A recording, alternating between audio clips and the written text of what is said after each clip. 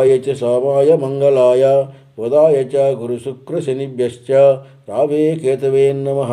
నవగ్రహ నమో నమః. సర్వే జనా సుఖినో భవంతు.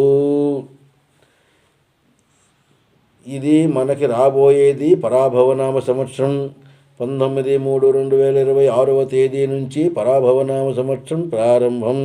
19/3/2026 తేదీ ఉగాది. ఆ దినము నుండి పరాభవనామ సంవత్సరంలో మకర రాశి వారి యొక్క జాతక ఫలితం.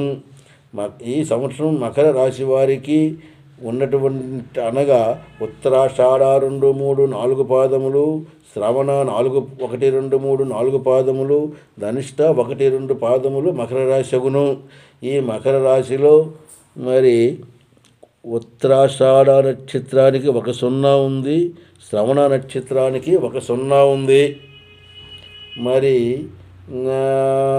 ఆదాయము ఈ సంవత్సరం మకర రాశి వారికి 2, ఖర్చు 8. మరి రాజపూజితం 1, అవమానం 6. మరి శని 3వ స్థానంలో ఉంటాడు. మరి గురుడు 6, 7 స్థానాలలో ఉంటాడు.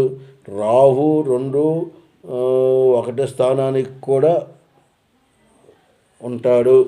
ఈ సంవత్సరం జాతక ఫలితంలోన మిగతా గ్రహముల పరిస్థితిని బట్టి మకర రాశి వారికి అనుకూల పరిస్థితులు అయితే కొంచెం గడ్డు కాలంగా ఉంటాయి. ఆదాయానికి మించిన ఖర్చులు, మరి మనశ్శాంతి తక్కువ, ఆరోగ్యం పట్ల కొద్దిగా ఇబ్బందులు గట్రా జరుగుతాయి. కానీ మధ్యలో ఆరోగ్యం బాగుంటుంది, ఆదాయం కూడా అనుకూలిస్తుంది, కొంత మనశ్శాంతి కూడా ఉంటుంది. చదువుకున్నటువంటి విద్యార్థులకి మార్కులు కూడా అనుకూల పరిస్థితులు కూడా తగ్గుతాయి.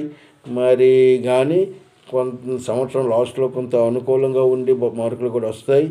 మరి వివాహం కానిటువంటి స్త్రీ పురుషులకి మరి సంబంధాలు వగైరా గట్రా అనుకూలించి వివాహం జరుగుతాయి.